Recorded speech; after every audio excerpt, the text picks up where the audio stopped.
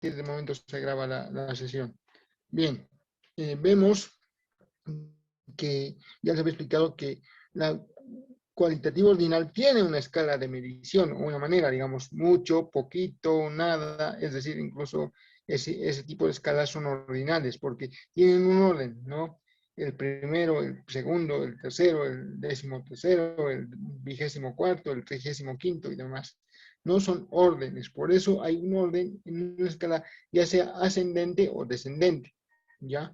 A diferencia de la variable nominal que no presenta este orden, no podemos decir Sucre alto, Sucre bajo, por decir si hablamos de el lugar donde vives, vivo en Sucre y ya, vivo en Oruro, ya también otra variable, vivo en La Paz, ok, vivo en Cochabamba y demás, ¿no? Son igual datos que no se pueden ordenar excepto por el número de veces que aparecen o su frecuencia, pero no podemos decir vivo en Bajo Oruro, vivo en Alto La Paz, vivo en La Paz Sur, o tal vez más específico, ¿no?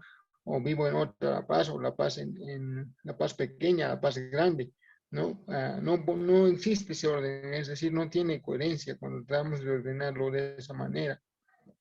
No sé si el compañero está presente y si ha entendido la explicación que acabo de dar.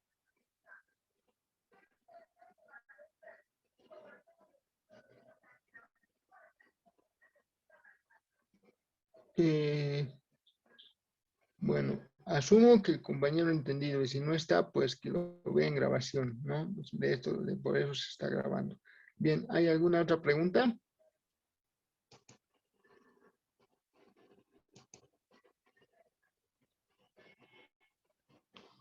Chicos, ¿hay preguntas?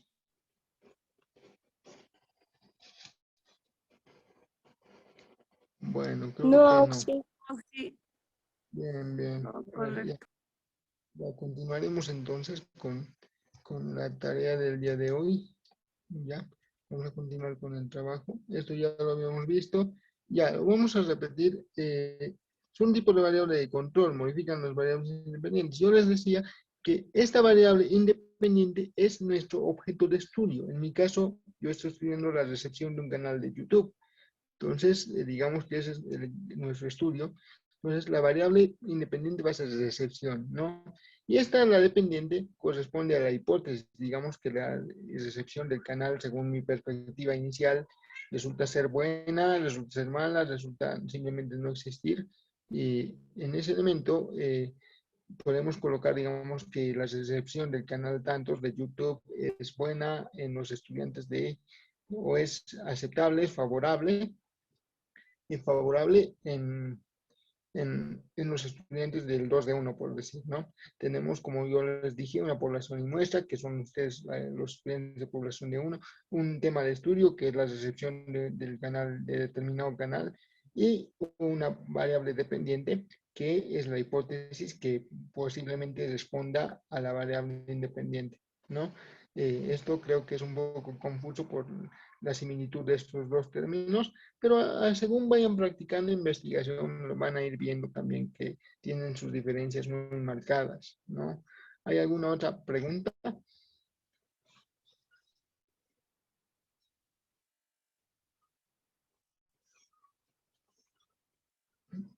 Bueno, no hay preguntas. Bien, nos faltan dos diapositivas más y terminamos con lo que es este temita para darles una breve introducción a la distribución de frecuencias. Ya para la próxima clase vamos a ir trabajando los valores numéricos. Hubiese querido terminar todo ahora, pero la introducción incluso me va a tomar un poquito más.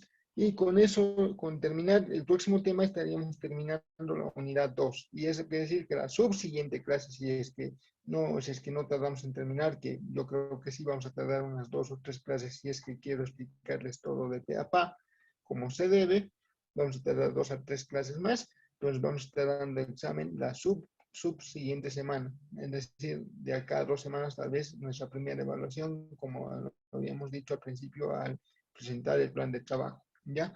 Ahora, volvamos a lo nuestro. Otras variables, dice.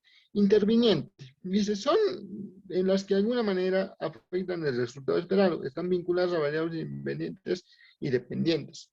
Es básicamente, es que un problema de estudio puede modificarse. ¿Por qué? porque se ha hecho el estudio en un día específico.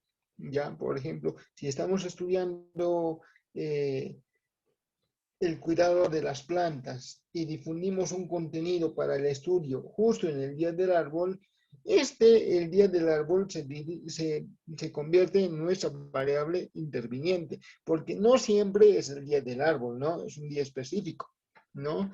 Entonces, si estudiamos si estudiamos justamente en ese día, tal vez obtengamos diferentes resultados de los que podamos obtener de manera regular o si estudiamos en otro momento. Ya es una variable independiente para un caso único. Cuando aparecen este tipo de variables, es para enriquecer mayormente y darle un poco más de amplitud y coherencia al estudio. No perjudican, es más, favorecen bastante al estudio cuando se hace en un día específico. Ahora, si estudiamos alguna ley contra, no sé, la violencia contra los niños o los animales, los podemos promover en San Roque, por ejemplo, en caso de los animales, en el Día del Niño en caso de los niños. Entonces, obviamente, obtenemos resultados un poco diferentes a los que obtendríamos si estuviéramos estudiando en un día habitual. Ya, entonces esta variable interviniente son variables que nos ayudan. A ver, ¿cómo constituiríamos un problema, digamos? Hablamos de la recepción del canal tantos, ¿no? Hablamos de la recepción comunicóloga o comunicológica del canal Medicine Die, ya, ok, es un nombre de un canal que se me ocurrió ahorita, Medicine Die, es favorable cuando cuando los estudiantes no están en clases. ¿Eso qué quiere decir? Que he estudiado el momento exacto de la variable interviniente, que cuando ustedes no están pasando clases, se dedican a ver el canal de YouTube que yo acabo de mencionar, ¿no? Entonces, ahorita no sería favorable si es que si yo estudiara, si ustedes ven el canal cuando no, en una hora diferente que no fuera, es decir, la de sus clases, por ejemplo, si estudio eso, si estudio esta variable de la recepción comunicológica del canal Medicine Die en los estudiantes del 2D1, por ejemplo, y digo que no voy a estudiar el momento exacto cuando no están en clase, sino cuando están dentro de la clase, el resultado también va a cambiar, porque ahí no va a ser favorable, porque ustedes tienen que atender a clase en lugar de estar observando un canal de YouTube, ¿no? Entonces, la situación incluso de la variable dependiente cambiaría un poco y levemente, de acuerdo a cómo se aborde el estudio. ¿Se entiende?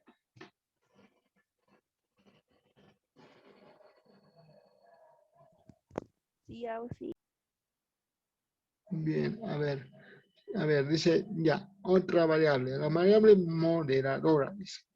Representan un tipo especial de variable independiente. Se selecciona para determinar si afecta a la relación entre variable independiente e independiente. Nosotros es también una clase de variable específica que no aparece mucho, pero que igual colabora con los efectos o más que todo con la comprobación de la hipótesis para desmentirla o afirmarla, ¿no? Básicamente dice, se selecciona para determinar si afecta a la relación, ¿no? Acá hablamos de recepción favorable.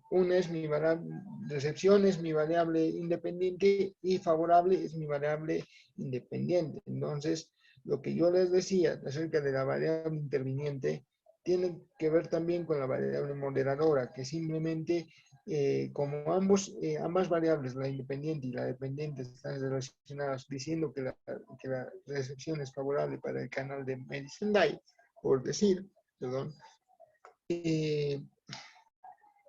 ¿cómo aplicaríamos esto? Digamos, ya no es un cuándo, sino es un cómo. ¿Cómo es que esto es favorable y por qué? ¿No? Porque favorece el desarrollo de los niños, ¿no? De los estudiantes y su conocimiento. ¿No? Eso es algo aleatorio. Ahorita yo estoy empezando a establecer respuestas aleatorias porque este canal no es para niños y tampoco tiene un contenido netamente educativo, ¿no? Es otro tipo de canal. Pero bueno, vamos a ir hablando más de eso. Ya, ahora dice probabilidad. Esta es nuestra última diapositiva. Y esto es parte importante, lo que está en la pantalla. Si pueden sacarle una foto, aunque después de las diapositivas. Sí, Saúl.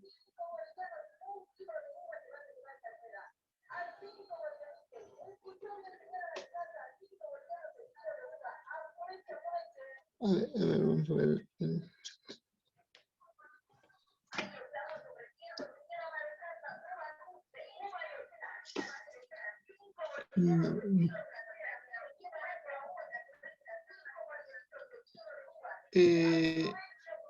Dicen que no se escucha la clase. Ustedes pueden oírme, ¿verdad?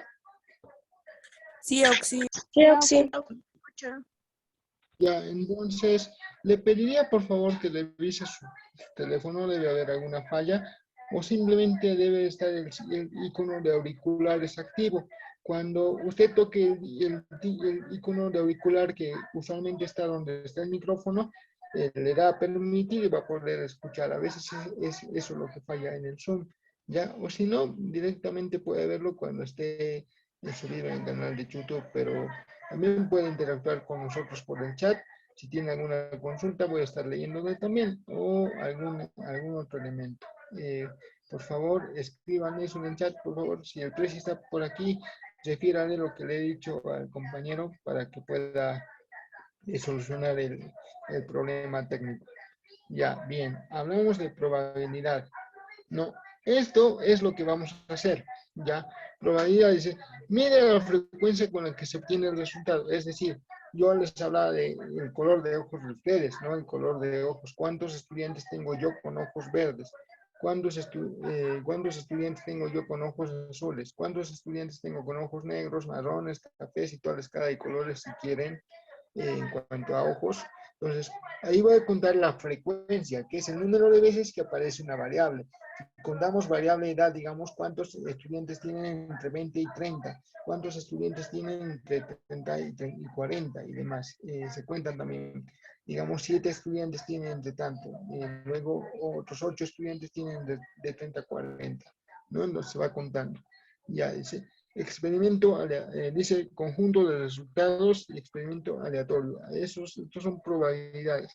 Tal como yo les decía, este conjunto de resultados es el sondeo que se hace a la muestra, ¿ya? Es un sondeo que se hace a la muestra. De momento que, bueno, no es un sondeo, perdón, me equivoqué palabra, es el totalidad, bueno, la totalidad de resultados a analizar. Por ejemplo, pueden ser 100 personas a las que yo les esté catalogando el color de ojos, ¿no? O bueno, determinando qué tipo o qué color de ojos tienen. Pueden ser 100. Estos son el conjunto de datos o de resultados. Y después, a partir de esto, de medir su frecuencia, que es nuestro siguiente tema, vamos a obtener ya un resultado más sintetizado o más justo, más claro de lo que se supone queremos estudiar, ¿no? A través de un cuadro de distribución de frecuencias. Dice experimento aleatorio, dice el que se conoce todos los resultados posibles. O sea, no necesariamente es que se conozcan, sino que ya se tiene una idea de lo que se va a encontrar. Experimento aleatorio quiere decir experimento al azar, dice, pero aquí dice, para sacar conclusiones sobre la probabilidad de sucesos, potencias y la mecánica subyacente de sistemas completos. Es, por ejemplo, el sistema de clima, ¿no? Vemos el cielo y decimos, ¡ah! Va a llover cuando está nublado, ¿no?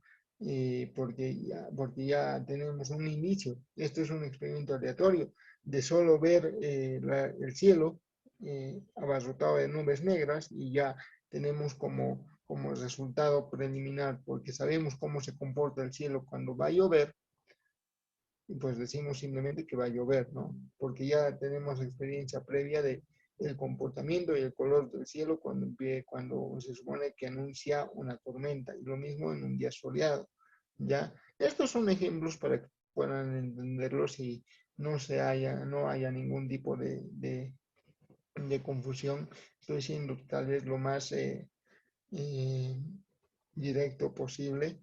Bueno, dice, se usa extensamente en estadística, física, matemática, ciencia y filosofía. Pero a que a nosotros nos importan dos ramas de estas, nos importan la estadística y la matemática. Las ciencias no tanto, porque como les dije, tienen que ver con el predecir el clima, el predecir el movimiento de la Tierra, el andar del Sol, el movimiento del propio planeta Tierra y otros estudios que igual se hacen con este tipo de elementos.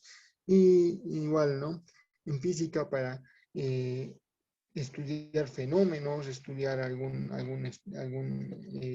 elemento que tenga que ver con este tema, del cual no me acuerdo y por ello no puedo tomar un ejemplo ahorita, pero lo que nos importa a nosotros es meramente la estadística, que es la manera de ordenar las cosas y bueno, y básicamente eso, ¿no? Y la matemática está estrechamente relacionada con la estadística, ¿no? Entonces, aquí está la bibliografía que hemos tomado para estudiar, si es que podemos llamarlo así. Eh, hemos sacado esto de varias citas que nos puedan... ¿No? ¿Hay preguntas, chicos? Creo que alguien quería preguntar algo.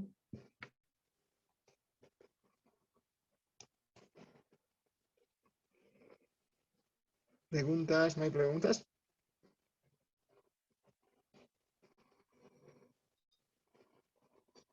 Bueno, no hay preguntas.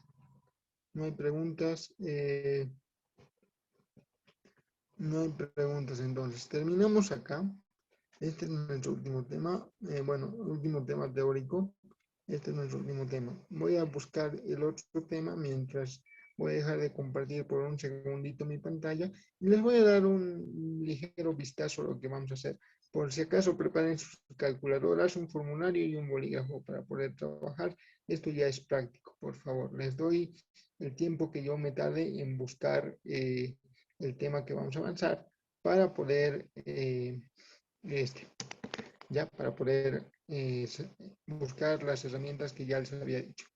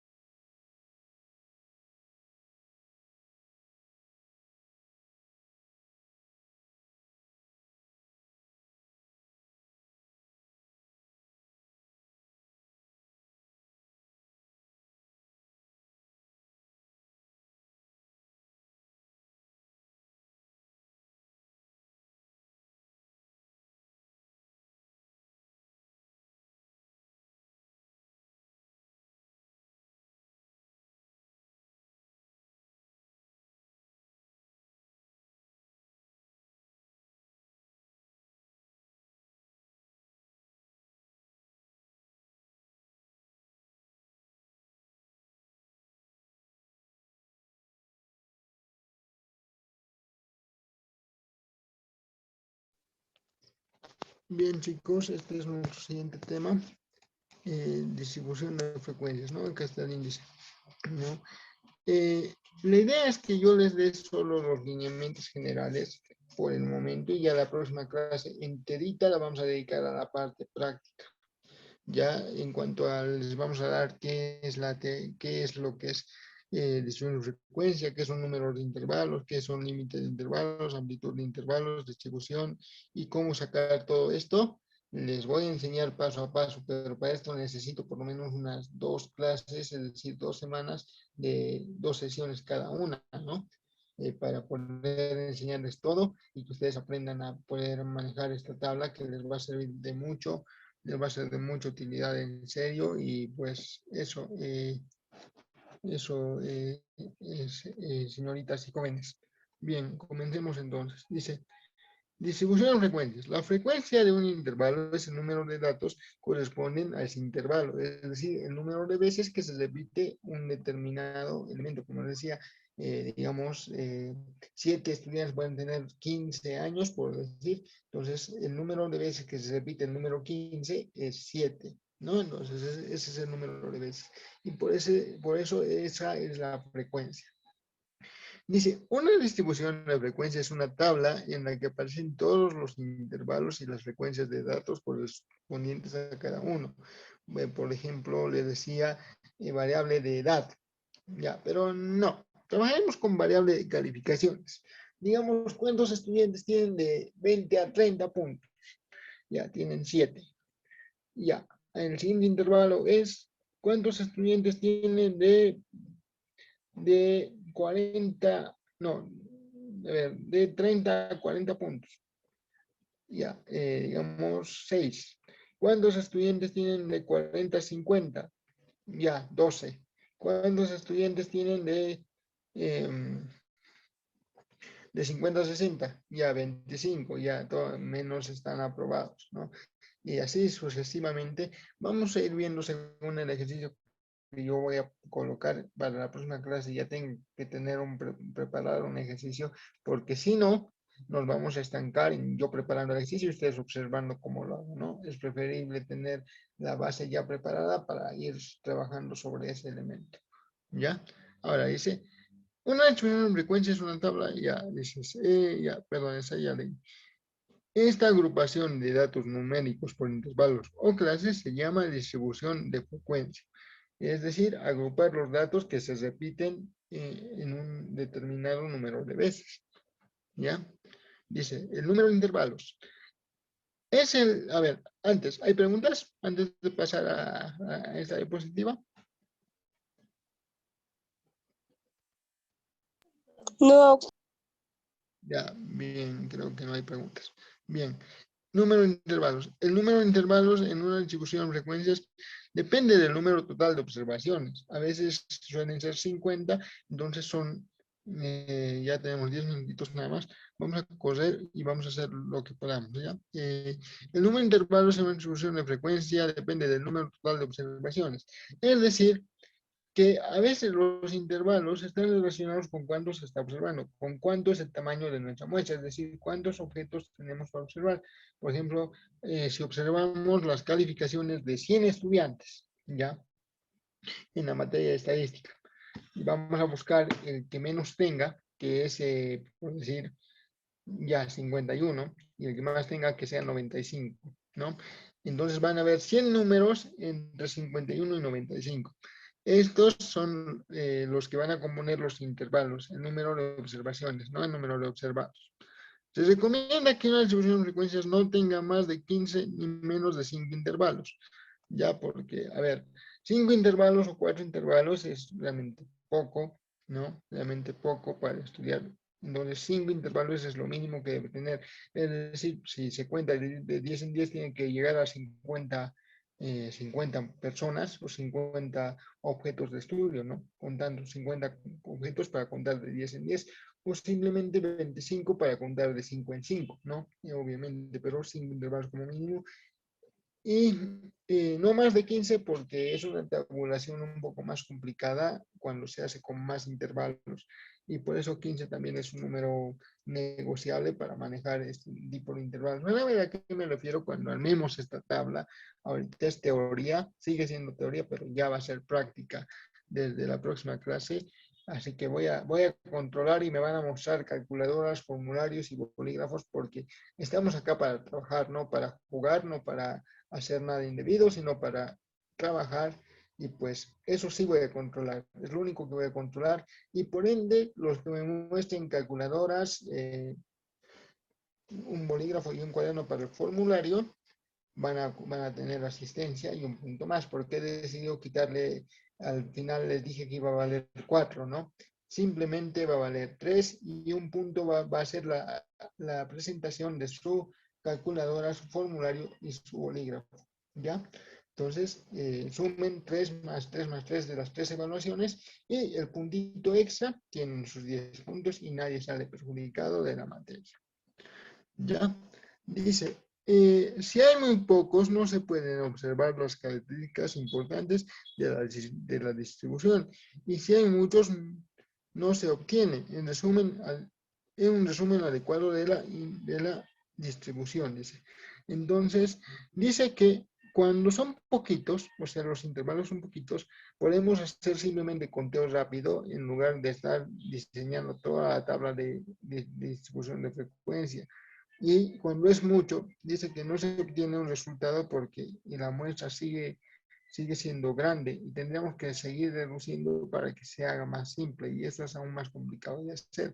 Por eso el número neto de intervalos es entre 5 y 15 intervalos.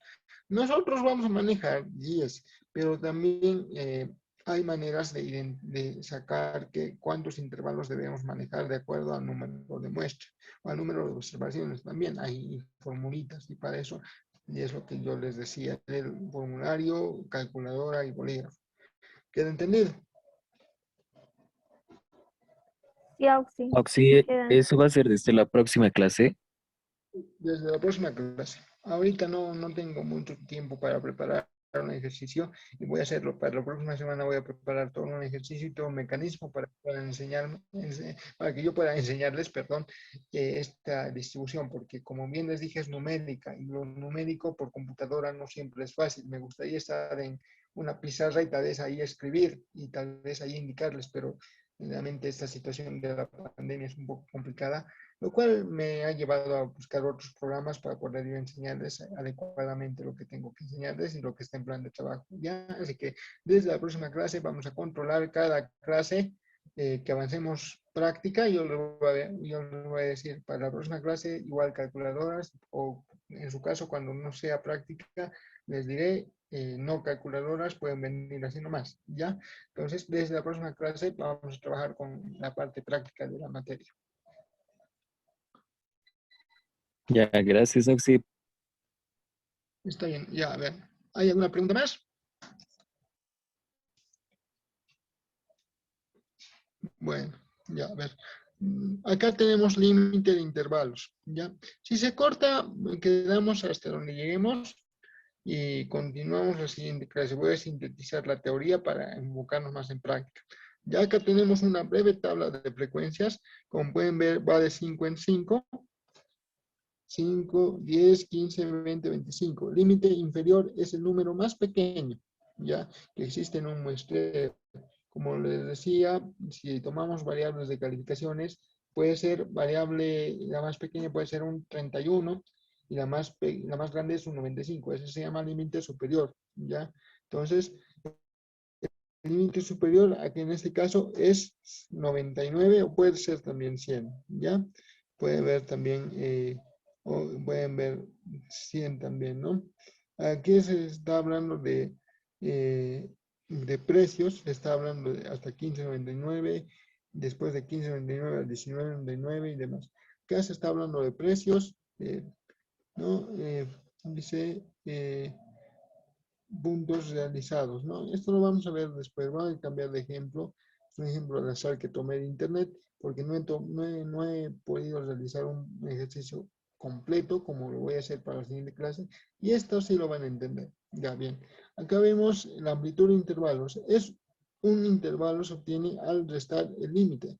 Es decir, digamos, tenemos que restar, les dije que la variable era 99, la máxima, menos 31. 1.68, mismo. Diciendo, 1.68. Sí, porque En vez de 65. Bueno, así tienes que ser porque tiene parámetro. micrófono, por favor. Ya, bueno, les decía, esto de la amplitud de intervalos se obtiene restando límite superior menos límite inferior. Vamos a ver esto en las formulitas, ¿ya? Para determinar la amplitud de intervalos de una distribución se divide la amplitud de alcance de distribución entre el número de intervalos deseados que se redondea. Esto es otra fórmula explicada.